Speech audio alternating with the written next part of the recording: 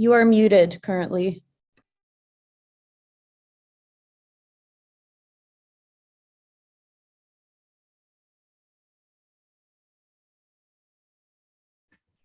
Sorry. Good. Thank you. Thanks. Okay, everybody online, can you hear me now? Yes. Excellent. Got to the beginning of the introduction. I was just talking about being in Pacific 204 afterwards, if you'd like to, from 1:30 to 2:30. So Dr. Maurine Neiman joins us from the University of Iowa, where she's a professor of gender, women's, and sexuality study, as well as a professor of biology. So has a joint appointment between the two departments. And is also a provost faculty fellow of diversity, equity, and inclusion at the University of Iowa, recognizing her significant contributions in science as well as advancing DEI issues. Dr. Neiman did her undergraduate degree at Carleton University or Carleton College, and then did her PhD with Kurt Lively at Indiana University. And I've known Maureen's work for many years before we even met for the first time. And the first time we actually met, I think, was in NSF, Molecular Cellular Biosciences study section at NSF in Alexandria, Virginia. And we sat next to one another, reviewed a number of proposals together, and then just realized how much science we had in common. It just kind of hit it off. And we went to dinner afterwards, I think at a Ukrainian restaurant in Alston, which which is kind of interesting, and just sort of followed up since then by email in a variety of ways. And then in 2019, Maureen invited me to go to Iowa and give us some. Your third time too. That's right. That was my third time. It took me 3 times to get there because I got snowed out twice trying to go through Denver. I forgot about that. That was right.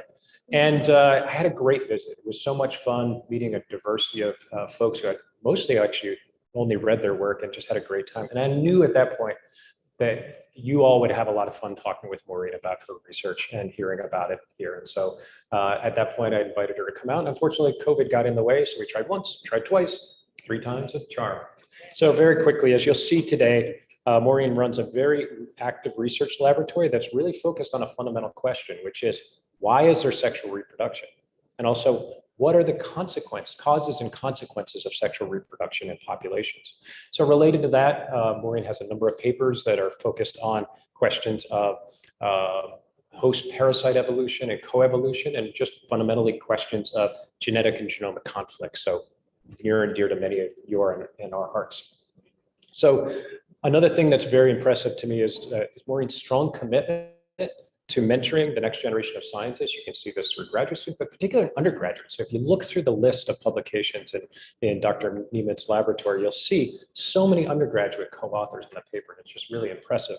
And that's actually carried over to activities that are really focused in effort, sweat, putting in time to broadening inclusion inside the academy from individuals that are historically underrepresented in the academy, but also science education outside. So this has actually been recognized through a variety of different ways. The annual Darwin Day, I think your laboratory largely organizes that. We work with a lot of people, but it's kind of one from us. There's an Iowa City Science Booster Club, very involved with. And then in 2017, Dr. Neiman and several other folks, but largely led by you, won the T.H. Huxley Award from the Society for Study of Evolution. And that's really focused on excellence in broader education and in the sciences. So I'm so glad you're here. Yeah. And I'm anxious to hear everything that you have to say today about your work. And with that, let's. Yeah, thank you for the really nice introduction. It is so nice to finally be here. It's been a long time coming, and it's a great place. I was saying to Bill and I think some others, I come from a department, as some of you like Emily know, is not super heavy on the evolution and ecology. And it's really nice to be in a place where you really feel like you're amongst friends, and both literally with there's people like Nelson and Kirsten who started at the University of Iowa with me. If only they were still there. And then, new friends that you meet and just feeling like people get what you do and they think it's cool without having to kind of fight to justify your existence. So it's refreshing. So thank you. And I'm having a really good time. So today I am going to talk about, I wonder if I can move that Zoom thingy. How do I move this thing out of the way? Okay. No. How are we this far into the pandemic and we don't know these things?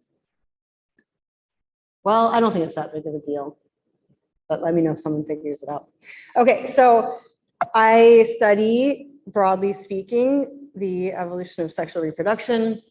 I have a focus in natural populations, which is why it's sex in the wild, and my focus is also on the New Zealand native snail species, so we haven't been able to go there for 2 years, which is, you know, that's definitely a first world problem, but it's been a little bit frustrating. I'm not going to talk about these other things that I do explicitly, but I'm very happy to talk about them if anybody's interested. It's been some of the most enriching and I think productive things that I've done as a biologist is actually do other things and learn from other people. So do let me know if you're interested in hearing more.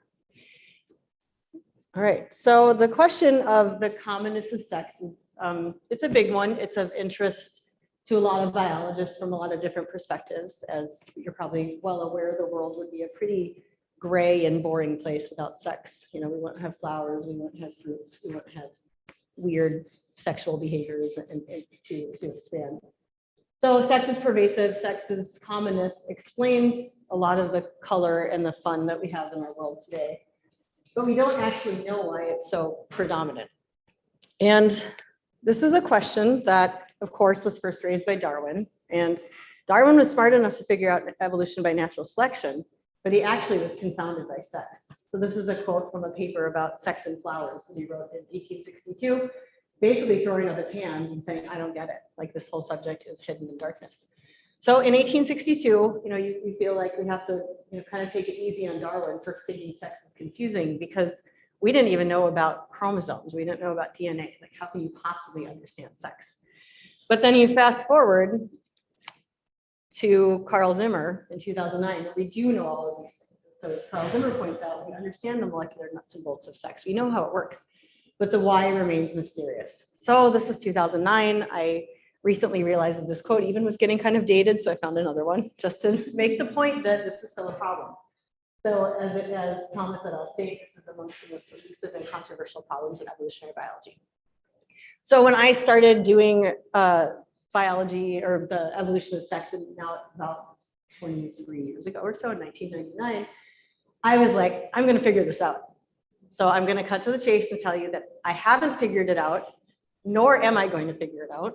That was, I think, the hubris of youth. But I think that we have made some progress and figured some interesting pieces to the puzzle. But this is a really big, really complicated problem. And I don't think any one person will figure it out. And controversially, I don't think there's going to be a simple answer.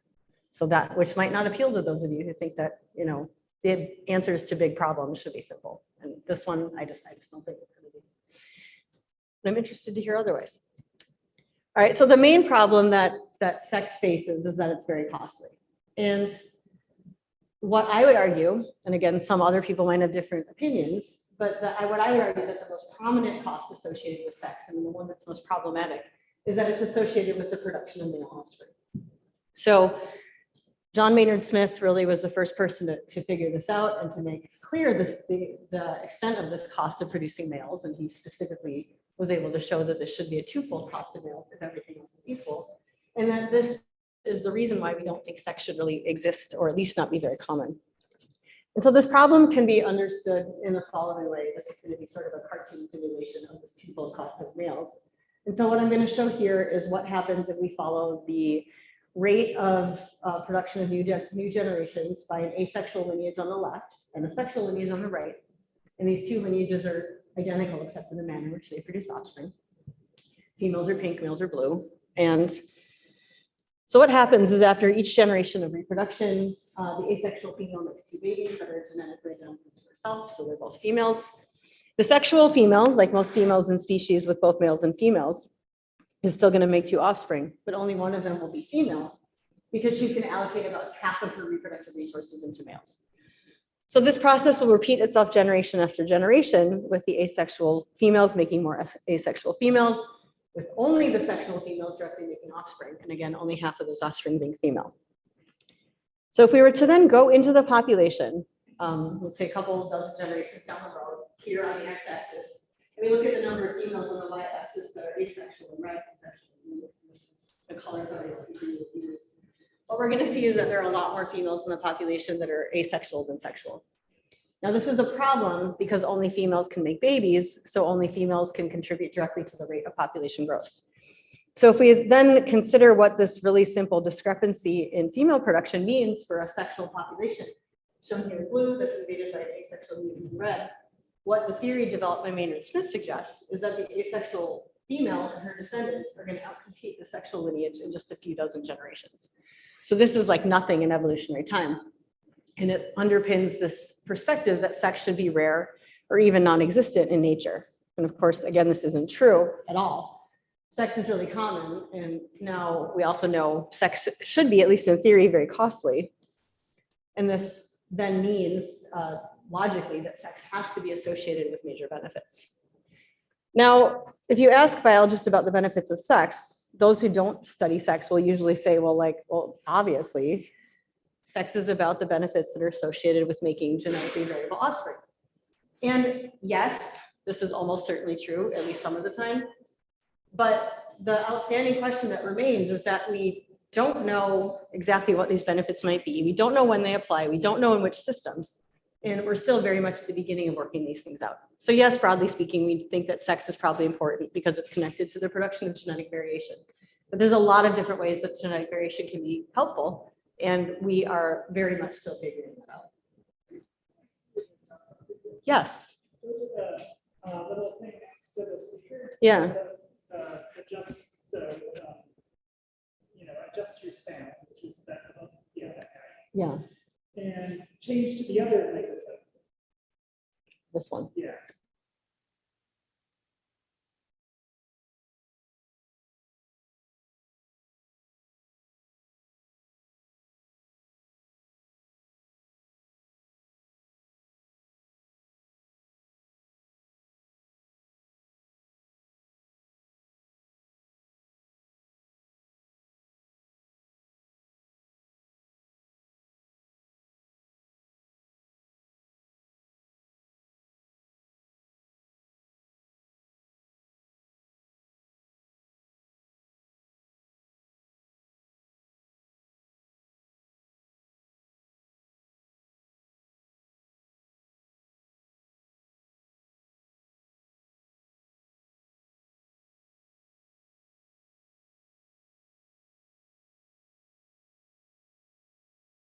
Should I turn this other one on too? Sure. All right, how's that? Oh, I'm really loud. Okay. Can you hear me, Zoom? I don't know. Others say yes. Yes, okay, thank you. Okay. Okay. So what I'm also interested in, and I'll touch a little bit on this today, but I actually have a whole different seminar on this, if if you want me to come back. I'm really interested in whether there are distinct advantages from sex that have nothing to do with genetic variation and instead are linked more to the fact that typically sexuals or asexual lineages come from backgrounds that are not baggage free. And most of the time this means that they're coming from recent sexual ancestors and they've got other stuff going on too. What I'm especially interested in is that a lot of asexual animals and plants are polyploid. So they have more than 2 genome copies in their cells. And this is really interesting both from the perspective of whether this has anything to do with the maintenance of sex, like do these extra genome copies come into play? And we also then can address another really big unanswered evolutionary question about why diploidy is so common. So these are just some examples of polyploid asexual animals, just to make the point that they really do occur across all sorts of different asexual taxa. So why is the sex question so tough? Like, why are we dealing with this question that Darwin brought up in 1862 and we still don't know the answer? So what I and some other people who study sex decided to do in 2018 was to address this question in a way that we thought was more quantitative. And we surveyed all of the studies that we could find that were out there that address sex, so-called sex in the wild, that use natural systems to address questions about the maintenance of sex in the wild. So there's a lot of really nice work out there that involves using laboratory model systems to explore questions relevant to sex in lab. This is really nice and important work. Nadia Singh does some of this, for example. but it's hard to know how much we can extrapolate the outcomes of those studies to some natural systems. And so what we found is that these really kind of rigorous and directly relevant studies that are actually comparing natural, sexual, and asexual taxa, I mean, that's really easy to think about. It's really obvious to think how you might do it, but it turns out to be practically very challenging to do. The reasons that it requires that you have otherwise similar naturally coexisting sexuals and asexuals. And this turns out to be a system that's really rare in natural populations, and it's non-existent among classic model systems. So you can't just take these organisms that we do all these amazing, powerful things with and say, you know, how can we use studies of these organisms to understand what's maintaining sex out in some New Zealand lake? It turns out you actually have to use these natural organisms. And you know, what we can also learn from thinking about these organisms that do experience challenges with the maintenance of sex is that their model systems exist for a reason, and these things are definitely really far away from model systems. So what we've been doing, my lab and I, pretty much since I started my position at the University of Iowa, is to try to take what we think is one of the very best natural systems available for the study of sex and do the best we can to turn it into at least a tractable in some ways model system. And so these are the snails that I study from this perspective. They're it's kind of long name, Potamopyrgus antipodarum, which you can interpret as a southern hemisphere river snail, but we just call them potamos for short. And they're this really small 4 to 6 millimeter or so snail native to New Zealand. I'm showing them here in a rocky lake bottom. This is their typical habitat. And you can see how small they are. I've encircled a snail there in red, another in the corner. They're just these little tiny dots on like a fist-shaped rock. So they're about the size of a grain of rice. And the reason why they're such a powerful model system for the study of sex is that to a very unusual extent amongst natural animal and plant systems, we do see regular coexistence between sexual and asexual forms. So this is groundwork that was laid by and is continuing by my PhD advisor, Kurt Lively. And what he did and has continued to do is to go out into these lake and stream populations in New Zealand and survey the populations and figure out the fractions of them that are sexual and asexual. And this is a map of New Zealand showing an example of what this sort of survey looks like. And this is a very typical pattern where you're going to see that a lot of lake populations are all or partially sexual. So they've got the ones with the blue parts of the pie. Some populations are almost all asexual. And clearly there's a lot of variation both within and across populations. And this sets up a really powerful situation where we can directly compare and contrast sympatric sexuals and asexuals like in lakes like these. And we can also compare across lake populations to try to isolate factors that are associated with higher versus lower frequency of sex. Again, this is a rare situation in nature. Another nice feature of these populations is that lakes that are very sexual in one year tend to continue to be so in the future and vice versa. So these populations can be considered to be fairly stable on a temporal basis in terms of the snail communities that they have in them. So John Maynard Smith, who's the guy who figured out the cost of males, was aware of these snails when he wrote his seminal book on the evolution of sex, and he highlighted them as being a potentially very powerful model system. And Kurt knew of this book, and he was doing a postdoc in New Zealand, and he kind of picked this up and ran with it, and he really started developing the system from that perspective then. And since then, of course, we've learned quite a bit about these snails. Some of the earlier work demonstrated this pattern of what seemed, this common polyploidy or ploidy polymorphism in the snails, where the sexual snails seem to be diploid, which is in blue, and the asexuals are triploid in red. Subsequent work that I did in my lab pretty early in my career at Iowa is to actually show that there was also ploidy polymorphism within the asexuals. So I'm going to be continuing to use this color coding, the triploid asexuals in red, but then there's also tetraploid asexuals in yellow. And the reason why this was really a neat finding is because it actually allows us to address what I think is one of the main weaknesses of the snail system, which is that there is a difference in ploidy between the sexuals and asexuals.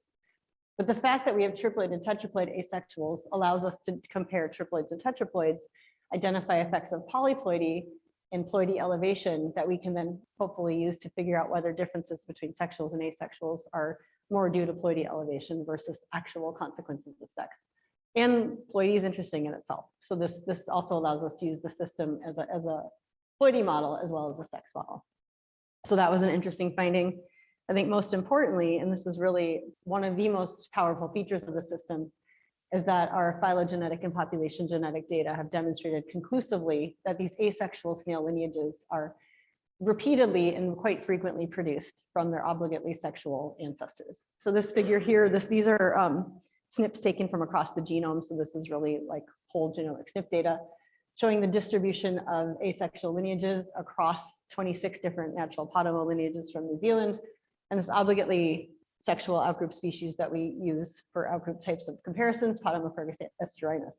And just in these 26 lineages alone, we've captured 9 at least separate transitions from sexual to asexual reproduction. And there's no evidence that the transition ever goes the other way. And so I've highlighted these transitions here. You can also see from this figure that the tetraploid lineages typically are coming from the triploid lineages. And this lines up with various data that we have. I'm happy to talk more about that if you're interested. But the main point here is that we have these multiple natural experiments. So that's a very powerful setting. A lot of other systems just have one single transition to asexual reproduction, which is fascinating, but it means it's hard to decouple lineage-specific effects from what it actually means to be asexual. So what we do with these snails is we study the causes, consequences, and maintenance of sex in Potomos and in general. And I think as befits this kind of big, diverse, really cross-disciplinary question, we're using all sorts of tools and concepts from across disciplines as well. So we do all this stuff in my lab. I'm going to focus today mostly on the genomic and genetic part of things, but I'm also happy to talk about the other things that we do as well. And what we've been doing then is addressing the genomic consequences of asexual reproduction using the resources provided by an NSF-funded genome project that we got way back in 2011. We named it Potomomics. These are Emily's good friends, Joel Charborough and Kyle McElroy, 2 of my former students who are also your collaborators and friends as well as several other grad students and 2 other faculty members who are leading this group. So one of the things that I'm proudest of is that this set of like 9 people and mostly students have driven, I think, a pretty neat genome project that has taken a long time, but we're finally getting close to really having it ready to go. So what we've done is we produce a de novo reference genome assembly from a sexual diploid line shown here. And we've also generated really nice genome assemblies from 25 other lineages from natural populations, as well as created a high quality genome assembly from Potomophorus esterinus, the species that we use for outgroup comparisons. So this has taken a really long time. Got the funding in 2011. We started working on it in 2012, because I think I told somebody I wish that we would have just been patient and not done anything until like 2017 when the sequencing was better, but we didn't know. So we start doing like this crappy early Illumina, and we quickly realized that we're getting very, very bad contiguity and very poor assemblies. And then maybe in like 2015 or so, we actually started realizing that some of the challenges we were having had to do with the fact that the species is actually an ancestral tetraploid.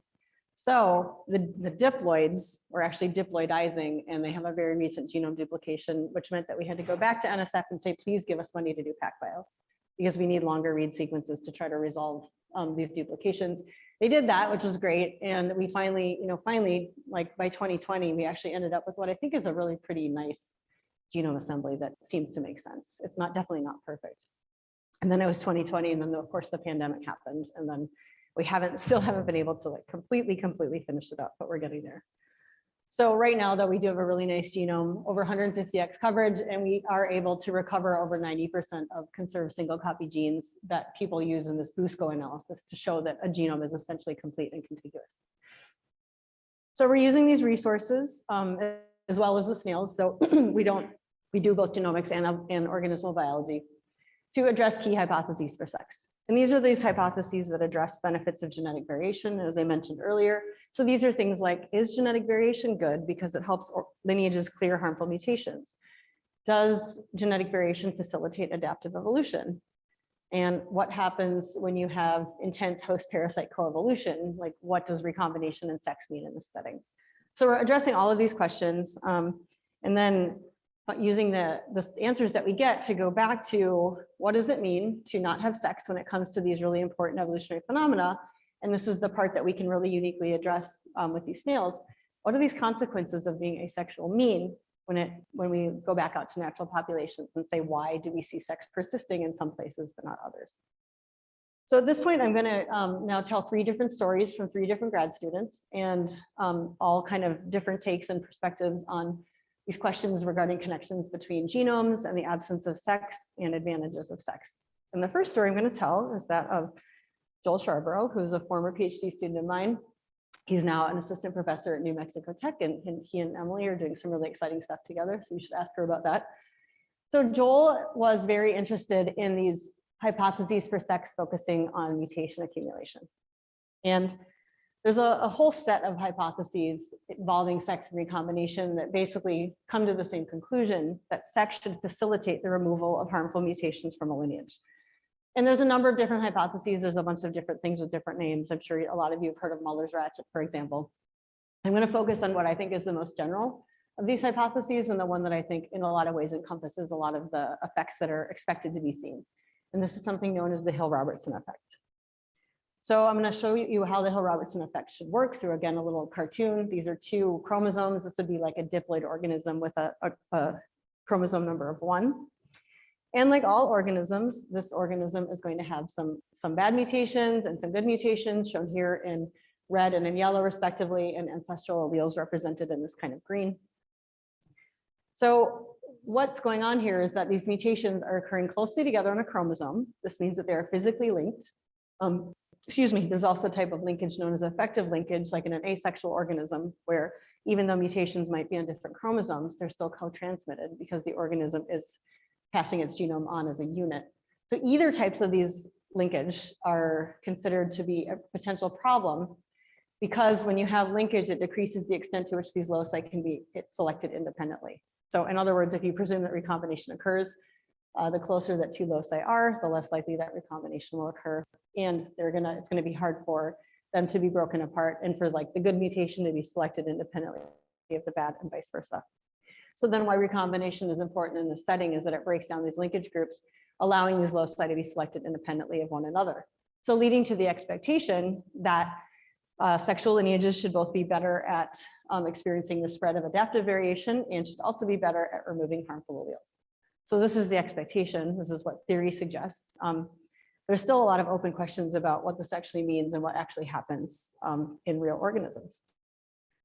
So we were using this framework then to address this question of whether harmful mutation accumulation in the absence of sex could help maintain sex, or even if it doesn't help maintain sex, can it help explain why asexual lineages seem to eventually go extinct? So one of the first things I did when I got to the University of Iowa was something that seemed very high tech at the time, which was sequence entire mitochondrial genomes. Like now, of course, that's like, I don't know. It's not that it's not good, but the bar was different. So we went in, we actually did long PCR, which again is like kind of funny. And we sequenced whole mitochondrial genomes from a whole bunch of different snails to address these questions about harmful mutation accumulation. And what I'm showing you here is a figure that comes from this paper that came out in MBNE showing the extent of non-synonymous divergence. So what you'll often see referred to as D sub N. So the extent of amino acid substitution in asexual versus sexual lineages. And the asexuals are in red, the sexuals are in blue. The longer branches of the asexual lineages suggest that they're accumulating these amino acid substitutions at a higher rate than their sexual counterparts. Now, the presumption is that amino acid changes are usually bad. So the presumption is that having more accumulation of amino acid changes is usually bad, of course, which is a big assumption. But we did see evidence for an expected phenomenon happening in the mitochondrial genome of these snails. Now, this is as predicted by the Hill-Robertson effect. I'm sure a lot of you are saying mitochondrial genomes are always inherited asexually. Like, why does it matter if the snail is asexual or not? The reason why this matters is that this is one of those effective linkage situations I mentioned, where the nuclear mitochondrial genome are like, they might as well be on the same chromosome in an asexual organism because they're always co-transmitted.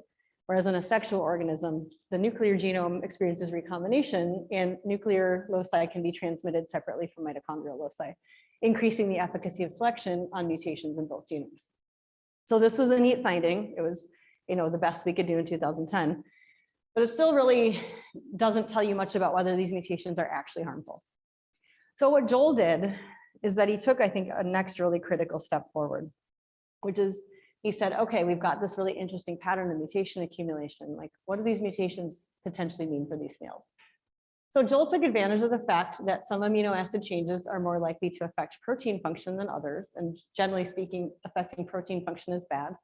And that we can make specific predictions about which amino acid changes are likely to be especially potentially impactful for protein function. So in particular, we can make these predictions by considering the biochemical properties of amino acids, and there's a lot of them. And you can sort amino acids according to these biochemical properties into various classes. So this is a classification scheme that uses polarity and charge, and you can see that there's 4 different classifications here with respect to polarity and charge. And so an amino acid change that does alter amino acid sequence, in this case from isoleucine to valine, but keeps the amino acid within the same sort of properties, here polarity being nonpolar and uncharged, it's considered a conservative change. So the properties of the amino acid haven't changed so much, and so maybe the protein will still work okay. By contrast, if we imagine that we have a mutation that changes isoleucine to arginine, we're going from something that's nonpolar and uncharged to something that's positively charged. This is going to have potentially a big effect on protein function. It might affect its folding, it might affect its binding, and so on. These changes are called radical changes, in contrast to the conservative changes that we talked about before. So what Joel did is that he then, in a sort of brute force method, he figured out a way to, he wrote all of these scripts from scratch. He did a really incredible job of figuring out ways to classify all of the amino acid substitutions in the mitochondrial genomes as conservative versus radical, and then figured out the extent to which these amino acid changes were accumulating differently in sexuals versus asexuals. So he generated mitochondrial genomic data from a bunch of different lineages on top of the data we already had. And then he used these data to, first of all, figure out the extent to which radical versus conservative changes did seem to be evolving in a way that pointed to effects on function. And then he asked whether amino acid changes that did look like they were more harmful, like the radical changes potentially, were accumulating at a higher rate in asexuals. And this was, I think, important and exciting work because it was taking a really key step towards that genotype-phenotype connection. So we know we have mutations, but we don't know what these mutations are doing. And I'm by no means saying that we've actually gotten at this point to specific phenotype, but I think this is a big step in the right direction. So Joel again did all this kind of like really impressive custom scripting to figure out whether mutations were conservative or radical. This was not simple because at this time there's no software program that would do this. So the first thing he did is that he just simply classified all the substitutions as synonymous or synonymous, and we can see here's what synonymous substitutions look like in terms of the rate of divergence between each lineage on the y-axis, so the mean substitutions per site, and he got actually a very standard value of 0.01 non-synonymous substitutions per site. This is reassuring because it's about what we knew it should be. But then he subdivided this pool of non-synonymous changes into conservative and radical sites.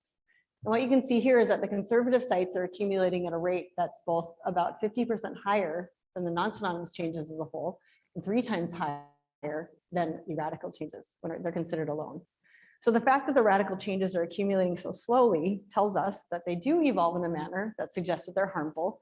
So in other words, radical changes are probably getting removed from lineages more often than conservative changes, which is why the rate of evolution is lower, which is interesting in itself and also highlights this fact that we probably want to be pretty careful about just pooling all of these non-synonymous changes together, because we can actually get quite a bit of information if we consider whether we can sort them into these categories. So Joel then asked, using a phylogenetic approach, whether the radical changes were evolving differently in asexual lineages, and he did find that they do seem to persist longer, which is reflected by, again, these longer branches of these red asexual lineages relative to their blue counterparts. And if we look at a comparison here of the overall branch length, so longer branch lengths means more evolution, we said that the asexual branch lengths are something like 30% longer on average than the sexual branch length. So this does suggest that these radical changes are sticking around longer in asexual lineages, perhaps because selection is less effective against them. So if we go back to the question regarding mutation accumulation, whether these are bad, these data do really point strongly to the likelihood that these changes, these radical changes, are more harmful than conservative changes, and that they're accumulating at a higher rate in asexual podomos. So this is intriguing. Again, it's in line with what we suspect if one advantage of sex has to do with the increased efficacy of clearance of harmful mutations. So the next step is to continue to move towards the sort of phenotype-genotype connection. So this is an ongoing NSF grant that I have with Christy Montooth at the University of Nebraska. She's really amazing with like mitochondrial phenotype assays and organismal respiration, things like that. So we're trying to continue to connect these data, looking both at molecular evolution and the nuclear genes that cooperate with mitochondrial genes, as well as actually doing functional assays of mitochondrial performance. So I would have, 2 years ago, I would have thought this work would be done, but of course the pandemic happened. And so I can't yet quite tell you the answers to these questions. Okay, so the next story I'm going to tell comes from another one of my former grad students. This is Kyle McElroy. He finished his PhD at the University of Iowa in 2019. He's now doing a postdoc with Gene Serb at Iowa State University. So Kyle is also interested in the efficacy of selection and harmful mutations, but he was really interested in transposable elements, what we call TEs, and how they evolved in an asexual setting. So transposable elements, these so-called jumping genes, these little pieces of DNA that can move themselves around genomes and insert themselves in weird places, make up a very substantial but variable fraction of eukaryotic genomes. So everything from up to 3/4 of the genome of the African clawed frog, all the way to just about 3% or so in C. elegans. So the fact that these genomic parasites exist and the fact that they're so prevalent, of course, means that they're important. So understanding the conditions that influence their spread and accumulation is going to provide critical insights into just some of the fundamentals of genome evolution. You know, it's going to help us maybe explain things like, why do some species have so much larger genomes than others? But also because these are little DNA sequences that can insert themselves next to or even into genes, they're potentially hazardous to the host. So they fit nicely into a paradigm of harmful mutation accumulation, meaning that it becomes directly relevant to the sex versus asex question. So what Kyle did was that he started out by evaluating the transposable element load in sexual versus asexual potamose. And he initially did this by just taking whole genome sequences from our snails, generating a catalog of putative transposable element sequences, and then comparing their distribution and abundance across sexual and asexual potamose. So the x-axis here shows the percentage of reads mapping across each of these different lineages. So you can see that it's interesting. For one, there's wide variation, everything from maybe 17% all the way up to about 25% within the species, which is cool, you know, highlighting the fact that you can't just take one organism and characterize its genome and have that stand in for the species. But the other kind of important take-home message is that there's no obvious pattern here, like the sexuals and asexuals show variation, but there's nothing that stands out in terms of there being a difference. And indeed, if we look at the percentage of reads mapping to transposable elements in the sexuals on the left versus the asexuals on the right, you might be able to convince yourself that there's maybe higher variation in the sexual lineages, but there's no difference in median. So this in itself was kind of like sort of a boring but an interesting finding, which is we did a really good survey of transposable element abundance in sexual and asexual organisms that are directly comparable and found no difference. So this is a useful finding in itself. But Kyle didn't stop there, and he continued to really dig into these data and to see if there were any sort of differences among individual families or elements that might be of interest. So in particular, he took advantage of the fact that our snails come from different populations in New Zealand, and that we know from our phylogenetic and population genetic data that the closest relative of asexual snails is almost always going to be a sympatric sexual.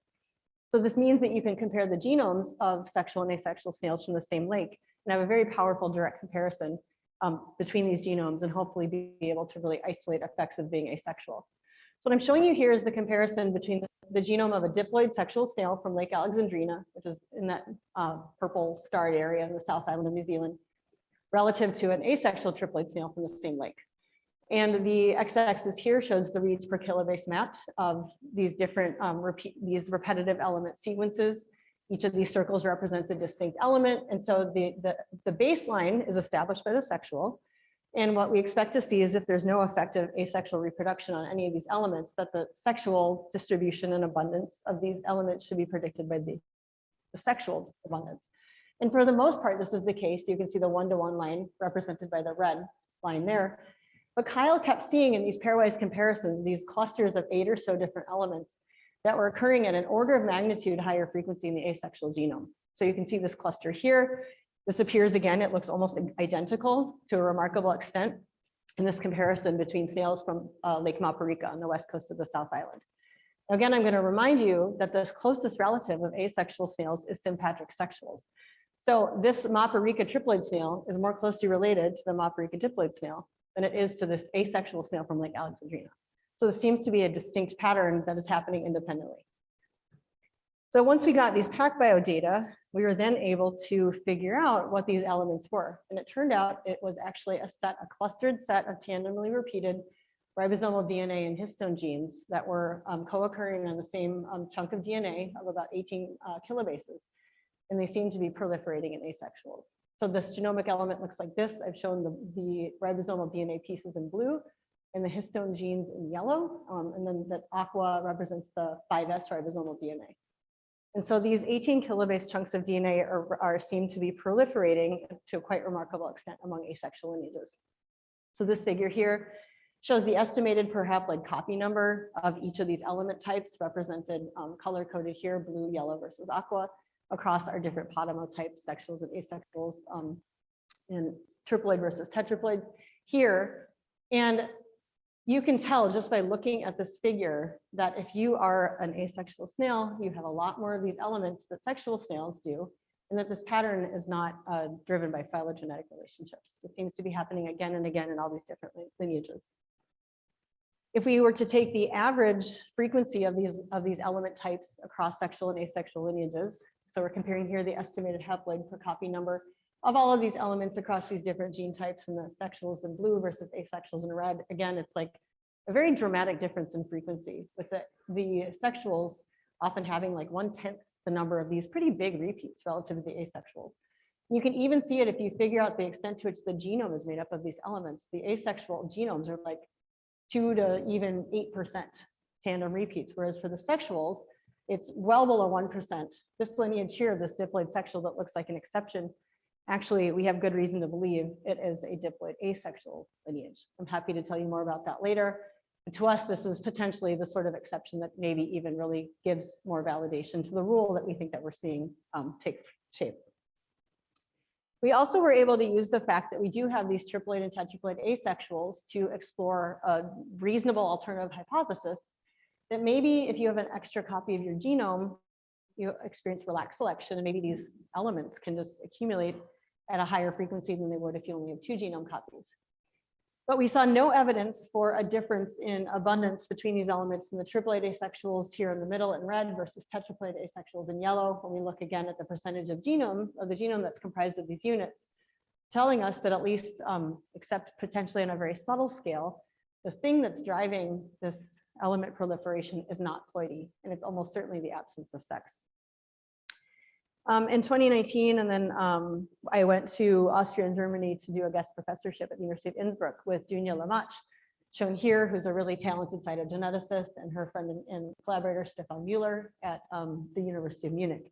And we worked together for a couple months to figure out whether we could see evidence for accumulation of these elements in the chromosomes of these snails. And indeed, we were able to use a combination of comparative genomic hybridization and fluorescence in situ hybridization to show that these elements are proliferating in these pink glowing places in these different chromosomes. So 5, obviously, like in really big, notable extent, and then these 3 smaller chromosomes, you can also see it.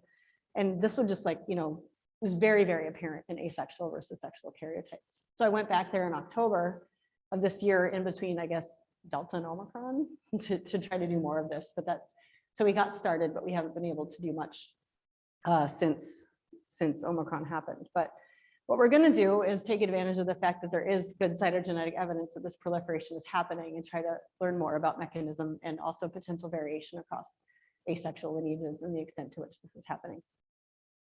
So that's where the story is with these repetitive elements. So there will be more coming soon, but for now we have shown that there's no difference in transposable element load between sexual and asexual podomos. So I don't know what this means for other taxa, but to my knowledge, this is probably the most definitive answer we have yet as to the idea of whether in general, just being asexual inevitably cause a huge proliferation in transposable elements. And the answer seems to be no. So there's no immediate large effect of asexuality on TEs, at least in the species, but there is a really dramatic expansion of some repetitive elements in asexuals. And we were able to show that this is happening on a cytogenetic scale. And we also were able to show that this is not just about being polyploid. So it's probably asexuality driven. So what are we working on now? Well, we're trying to figure out why these histones and ribosomal DNAs are like accumulating together. Are they good? Are they bad? Are they neither? I think these are really open, really interesting questions. These are obviously very important functional genes. And also, of course, like our big question is why are they accumulating in asexual lineages? So Kyle's continuing to work on this, and I think that we'll have some interesting things to say about it in the next few years. So my last story is that of a current grad student, and I'm going to throw in a little bit of data from an honors undergraduate in my lab as well. So this is primarily Joe Jelinski's work. He's finishing his PhD this summer and also the honors thesis of Sydney Stork. So Joe is really interested in how sex-specific genes, so genes that are used for sex, like meiosis genes or spermatogenesis genes, as well as phenotypes associated with sex, are evolving in sexual versus asexual lineages. So our expectation is that if you have genes or you have phenotypes that are used only for sex, they should evolve differently when you're sexual versus when you're asexual. So we can again return to our framework of mutation accumulation. And this is going to be just a cartoon figure showing the rate of mutation accumulation on the x-axis. And mutations always happen. So we can establish a baseline for the rate of accumulation by the extent to which you see mutation accumulation across the genomes of sexuals, as well as in some of these sex-specific genes, like the genes that are needed for meiosis. What we predict that we would see across the genomes of asexuals, because they have less effective mutation accumulation, is that they should be showing more mutation accumulation across the genome than sexuals. And we've shown some evidence for that so far with those mitochondrial genomes. We also, though, would expect if we look at these genes used only for sex, we should expect to now see combined effects of reduced efficacy of mutation clearance, but also the potential that at least some of these genes might now be selectively neutral. So they might be experiencing an even higher acceleration of accumulation of mutations that would be bad in sexuals, but are meaningless in asexuals. So this is interesting, obviously, both from the perspective of what it means to be asexual, but it also tells us something about how changing a selective regime can result in changes in processes of molecular evolution. So Joe is doing a lot with the evolution of these sex-specific genes, but I'm going to focus today on what he's doing with phenotypes. And in particular, Joe did some really nice work with potamosperm.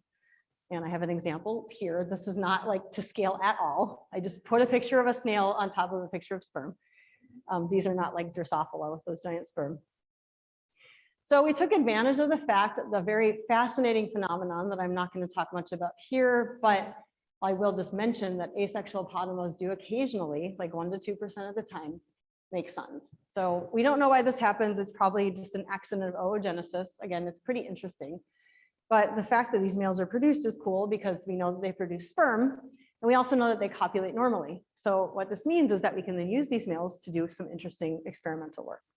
And in particular, what we used them for here was to see what sperm look like in males that are produced by an asexual line versus males that are produced by a normal sexual line. And so Joe did a lot of work here. He figured out how to get sperm out of these potamos and how to image it and what to measure. And so he was looking at measurements both from the tail and from the head and from a both qualitative and quantitative perspective. And Joe considered all of the data he was collecting from a framework that I've mentioned before, and I'm going to add one more twist to it, which is that we can consider that there should be predictable ways that phenotypes will evolve in the presence versus absence of sex. I'm showing this example here, where if sex is dictating what a sperm trait looks like, if we were to compare these sperm traits across sexual potamos, which is the blue diploid, and relative to asexual potamos and triploid and tetraploid red and yellow. And we can also compare them to the sexual outgroup species Potamopyrgus esterinus. And the reason why I'm putting in esterinus and the reason why I'm adding these DNA amounts, which indicate relative nuclear DNA content, is that it's important, as you're going to see, for a single cell phenotype like sperm to consider how much DNA is in a nucleus. So if sex is what matters, what we're going to see is that the DNA content and the ploidy level of these snails is irrelevant. It's really the sperm trait's going to be dictated by sex. So the triploid and tetraploid potamos should be similar, and the sexual potamos and the sexual esterinus should be similar. If ploidy matters, what we instead should see is that the diploid esterinus and the diploid potamos should again look similar, but the triploid and tetraploid potamos will be different from the diploids as well as different from one another.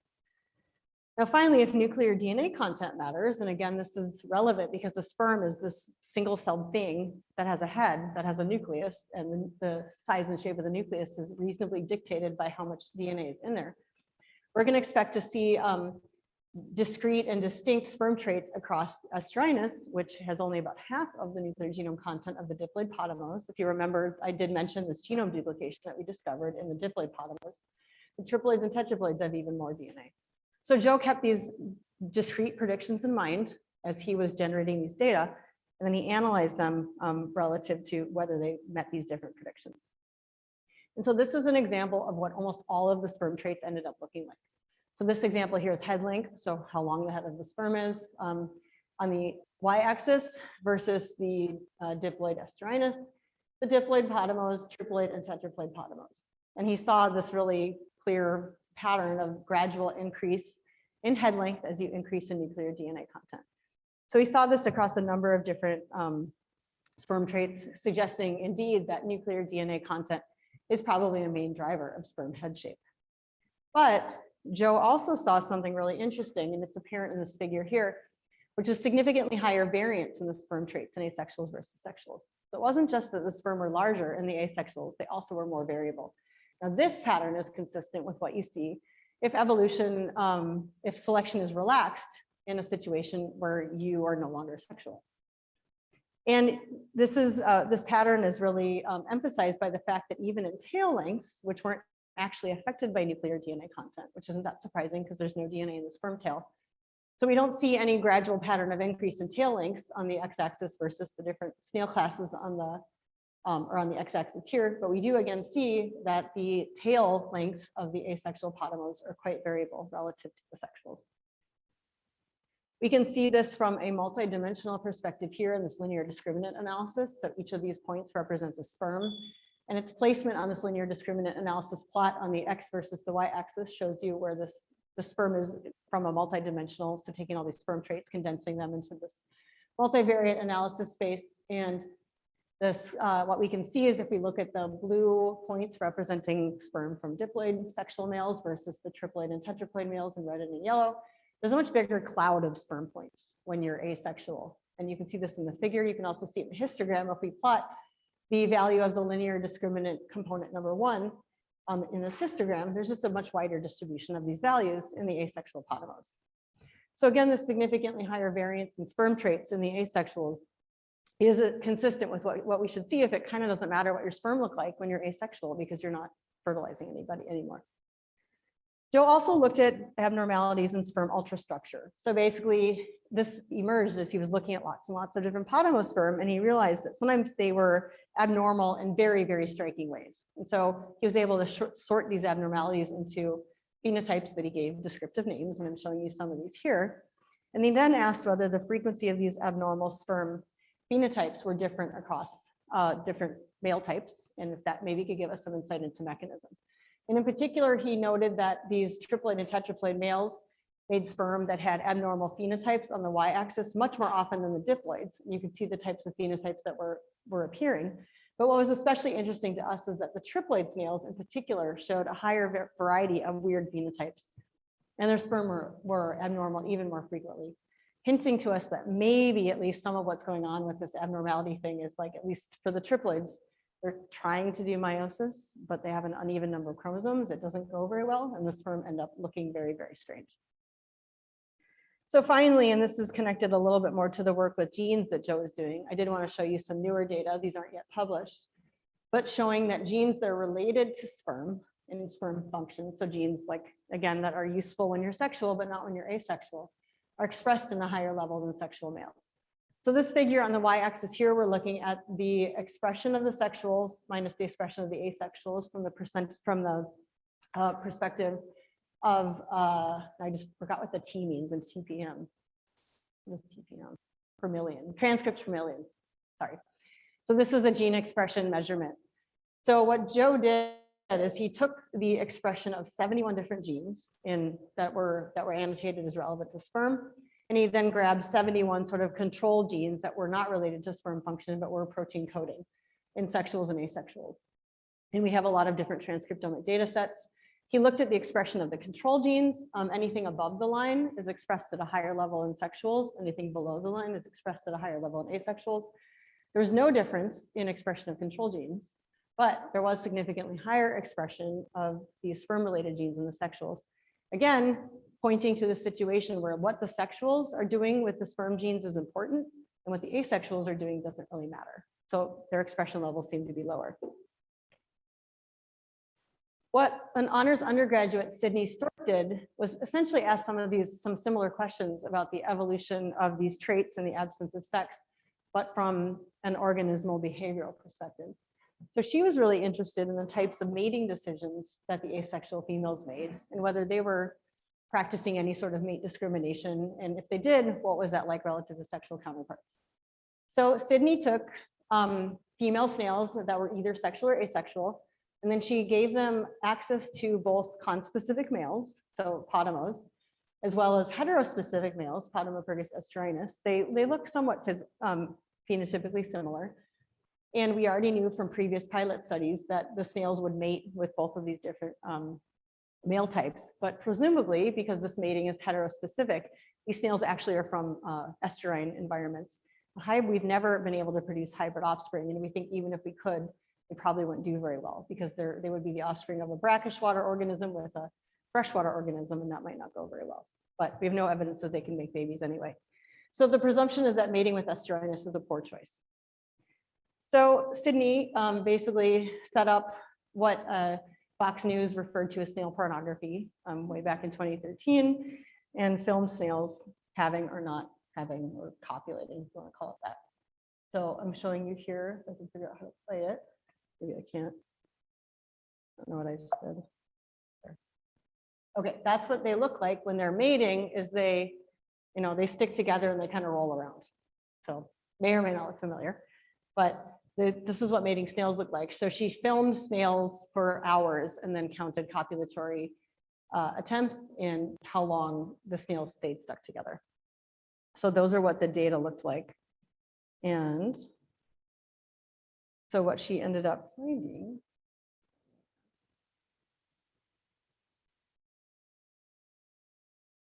so this is what she observed, which was actually kind of pretty neat. So when she compared the mating frequency of sexual females with the good choice conspecifics relative to the poor choice heterospecifics, she found that the sexual females mated at a much higher frequency, as you might have predicted with the conspecifics. Now the asexual females, they mated at a frequency that was indistinguishable from the sexual females. So they mated just as much, but they didn't seem to discriminate. So they mated literally indiscriminately as far as we could tell. And we also compared the duration of mating under the presumption that maybe like a snail that mates with a heterospecific kind of figures it out after a little while and maybe stops. So the sexual females mated for a distinctly longer duration, shown here in the left figure with the sexual males, or the conspecific males relative to esterinus. Again, the asexual females kind of didn't seem to care. They just mated at equal frequency with both. So this suggested that the asexual female snails were making poor mate choice decisions, consistent again with a situation where maybe selection has been relaxed on discriminatory ability. So they have retained this behavior from sexual ancestors, but they're losing some of the fine tuning, or they're losing some of the kind of ways that these behaviors might be potentially adaptive in a sexual context. So to return to Joe's question of how these sex-specific genes and phenotypes are evolving in sexuals versus asexuals, he does find that the asexually produced males produce highly variable and often abnormal sperm, that sperm-related genes are expressed at lower levels in asexually produced males, and that asexual females make relatively poor mate choices. So altogether, it is consistent with what you'd expect to see if selection is relaxed in asexual organisms when it comes to these traits and genes that have to do with sex-specific functions. But Joe is in the middle of doing a lot more work, and in particular, one of his thesis chapters that he's finishing up has to do with evolution, rates and patterns of molecular evolution in meiosis and sperm genes. So that should actually be pretty cool. Okay, so back to my overall questions about the costs and benefits of sex in the wild. I think we're definitely in the middle of things. Like I said, I'm never going to figure this out, but we have learned some interesting stuff, including evidence for the accelerated accumulation of likely harmful mutations in asexuals.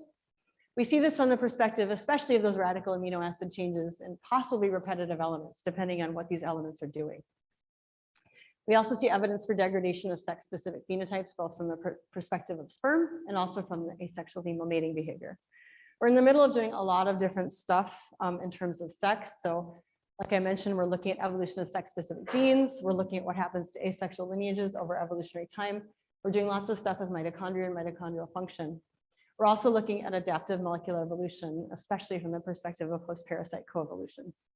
We also do a lot of other things, which I'm happy to talk about, everything from consequences of genome duplication. We're actually doing some work with chirality.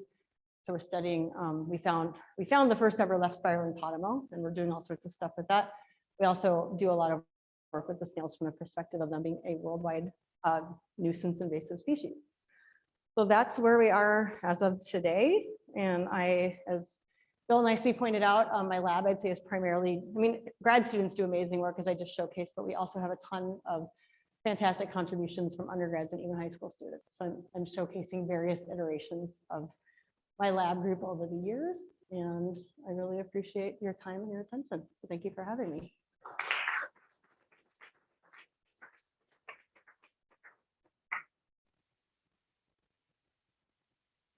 Yes, Peter. Why do you think you'll make? I think it's too hard. Like, well, I think it's possible. Oh, I'm sorry. Why, Peter asked me, why don't I think I will figure it out? And I would say, like, even if we generate a pretty good understanding of what's happening in Potamos, I think the answer is going to be likely often system specific, maybe ecology specific. Again, I know no one wants to hear that. Some people might say, what's the point? But I think we can learn generalizable lessons, including maybe being that these things are system specific. So I think a lot of it's going to come down to the biology and ecology of the particular system. Is that a cop-out, or? That's genuinely how I feel. But I can tell you that Kurt, my PhD advisor, who's still very active, disagrees with me. Like, he thinks that there will be a general explanation. So I'm definitely not, like, there's a heterogeneity of opinions in the field, and I respect his opinion. So yeah.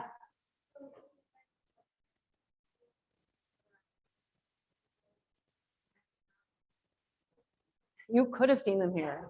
Yeah.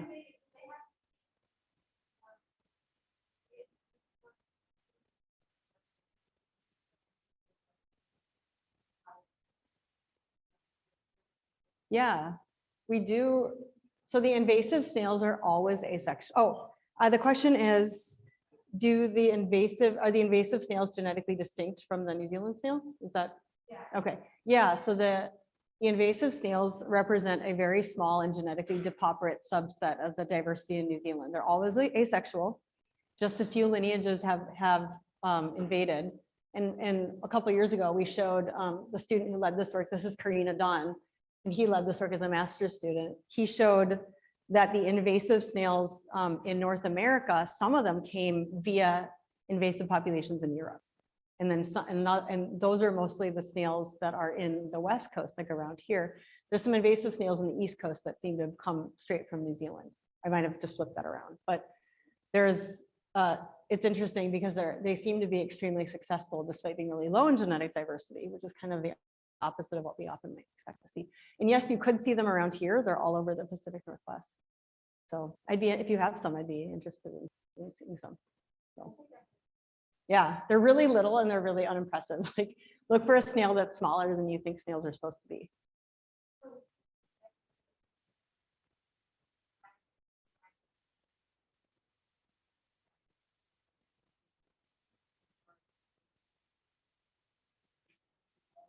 Yeah, it's a good question. So the question is, would we expect to see accentuation of some of the patterns we see in New Zealand with genomic evolution? I think maybe. I actually hadn't thought about that before, but if you imagine that the invasive populations have experienced big reductions in effective population size, for example, or relaxed selection, absolutely. It's an interesting question, and we do have genomic data from some of those lineages, and we can look at it. I think that's a neat idea.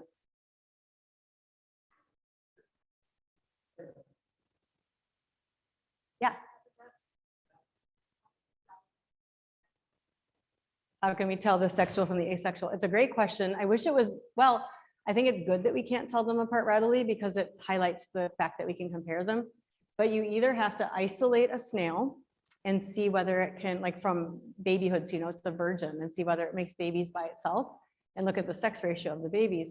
Or you can culture a snail in lab, let it make babies, and then do flow cytometry with a baby and figure out the ploidy of the snail from the nuclear genome DNA content. So it's kind of an unwieldy process.